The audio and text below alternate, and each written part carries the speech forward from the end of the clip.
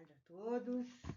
Me chamo Karen Zwilling, moro em São Paulo, sou professora colaboradora do Departamento de Música da ECA USP.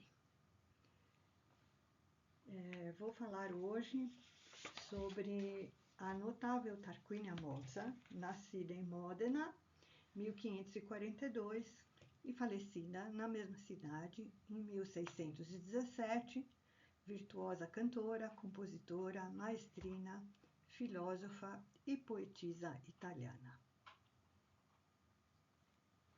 Primeiramente, eu quero agradecer ao professor Dr. Cassiano Barros, da Universidade Federal do Rio Grande do Norte, pelo convite a essa palestra na segunda jornada de música antiga. Agradeço também a Claudio Schettino, do Filobiblium Laboratório de Restauro de Firenze, na Itália, pela colaboração para a localização da documentação sobre esta cantora e intérprete, que é alvo do meu estudo, e também pelo envio de uma série de documentos que compõem essa pesquisa. A vida de Tarquínia é muito extensa e é impossível falar sobre todos os eventos de sua vida. Por isso, eu reduzi o escopo desse estudo e também dessa palestra em 3 fases da vida dela. Uma fase, então, é sobre a sua educação, a segunda fase é sobre fatos que determinaram o destino dela, que é a sua viuvez, e posterior transferência para a corte de Margherita Gonzaga e Alfonso II d'Este, seu marido, que eram duques de Ferrara. Lá ela atuou como dama de companhia e ajudou a compor o Concerto delle Donne, um grupo de 3 cantoras muito importante, que marcou o início de atividades femininas extraordinárias e que também disseminou essa prática por toda a Itália. Por fim, ela foi expulsa deste reino, o reino de Ferrara, em que Modena fazia parte, e voltou para sua cidade natal. Ela foi expulsa, porém não há evidências do motivo, nem provas concretas sobre o que aconteceu.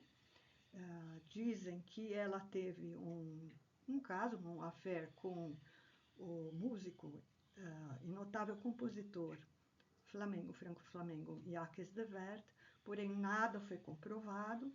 Ela já era viúva e ele também divorciado. Assim sendo, ela simplesmente foi expulsa e voltou para a sua terra natal, Modena, e lá constituiu um salão em que se pôde, com muita frequência, haver encontros musicais, artísticos e literários. Devido às perseguições que continuavam à sua pessoa, ela buscou um novo recurso, um recurso único, e esta então inaugura a 3ª fase da sua vida, que é o seu pedido de cidadania, uma nova cidadania, uma vez que ela pertencia ao Ducado de Ferrara. Como eu disse antes, Modena fazia parte. Então ela se dirige, uma mulher sozinha, viúva, já com o caso de acusação, se dirige a Roma e pede uma nova cidadania, que lhe é concedida pelo Senado de Roma e pelo povo romano. A partir desse instante, a vida dela se transforma completamente, porque ela é a única mulher senadora atuante em Roma, e esses privilégios são não só a ela, mas dirigidos também a toda a sua família. Anterior, presente e futura. Este é um marco na história de uma mulher pela constituição de uma defesa de um caso e pela dotação de um privilégio nunca antes alcançado e nunca depois também. Então, vou falar brevemente alguns fatos agora.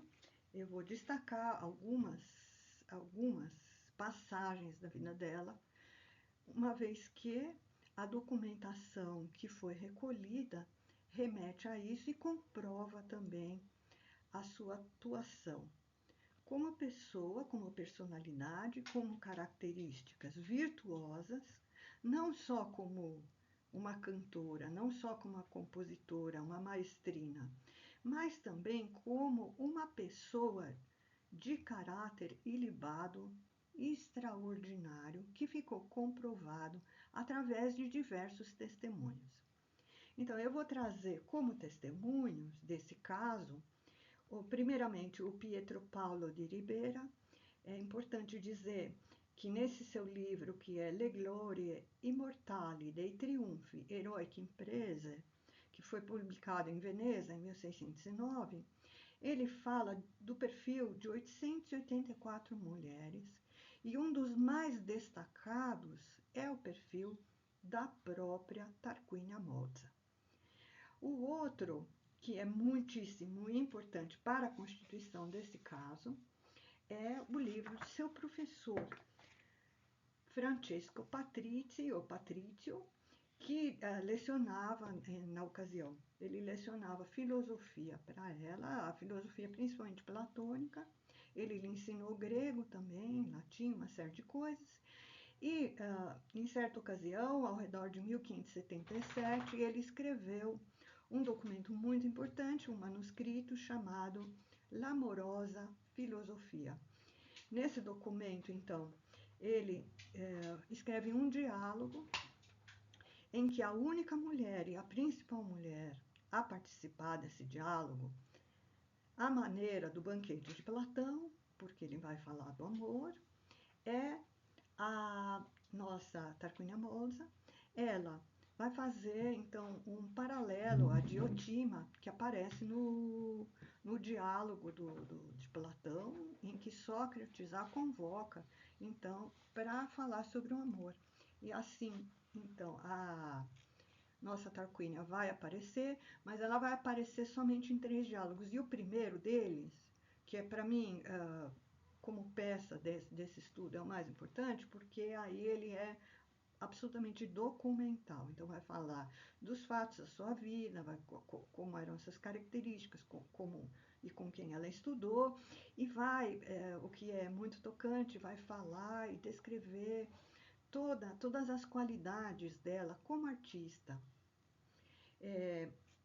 Vou falar de alguns poetas e compositores que compuseram música para ela, ou que ela compôs poemas para que essas músicas fossem compostas. E também vou falar, por fim, de um documento bastante vital e importante, que é o do Vandeli. Vandeli dedicou a ela, mas já no próximo século, dedicou um diálogo, um opúsculo, que ele chama de opúsculo, para Tarquínia Mozza, que ele chama de Opuscoli Inediti di Tarquínia Mozza Modenese. E é uma compilação de todos os fatos. Ele vai recolher, claro, do Patrizio, vai recolher do nosso Ribera, mas ele vai trazer, além dos documentos originais em latim, que os outros autores não citam, ele vai também trazer boa parte da literatura dela, do que ela escreveu. Então, é bastante importante como para nós que investigamos a sua vida, porque é a única chave de acesso que temos ao que ela realmente escreveu e compôs. Então, a nossa Tarquínia, ela, temos esse pequeno tempo para falar, ela era a filha mais velha da família, a única mulher, e ela, demonstrando toda a sua habilidade, toda a sua inteligência, ela chamou a atenção do seu pai, e naquela época ele permitiu que ela estudasse junto com os irmãos.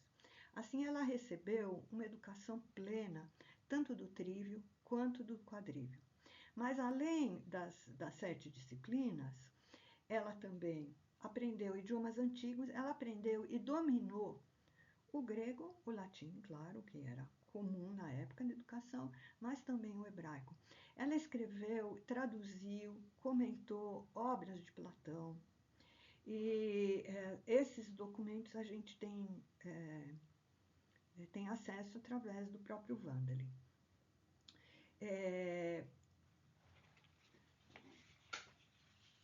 Ela se casa com um cavaleiro, Paolo Porini. Ela se casa em Módena.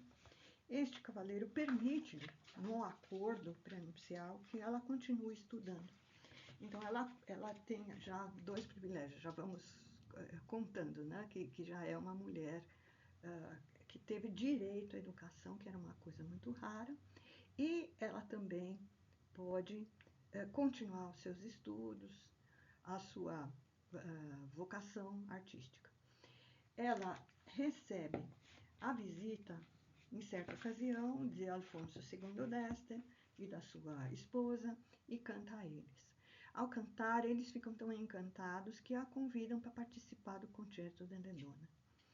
Só depois de alguns anos em que ela já se encontra viúva, então ela vai para Ferrara como dama de companhia e começa então a participar do Concerto de Donna. Nesse momento, ela vai ser uma espécie de coadjuvante, ela vai ser uma maestrina das 3 cantoras. Ela vai ser uma pessoa para treinar vocalmente essas moças, e também ela participa, ora tocando o cravo, ora tocando a viola da gama que ela tocava, ou ora também se acompanhando ao alaúde, e ela se torna uma das primeiras mulheres a aderir ao estilo improvisatório.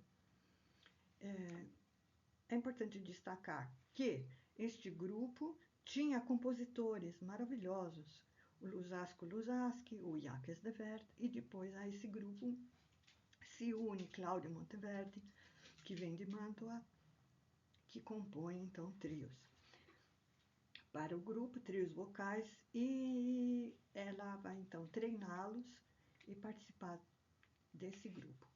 Então, por fim, desse período grande em que ela fica ali, ela é expulsa, como eu havia contado, ela se dirige de volta a Módena, como eu disse, inaugura um salão musical na sua casa, na Vila Romea, em Módena, só que ela está sendo muito perseguida. Então, ela entra com este pedido da cidadania, e ela recebe a cidadania através de uma bula em que se diz que ela non solo è superiore alle altre del suo sexo, ma anche agli uomini per quasi tutta la virtude.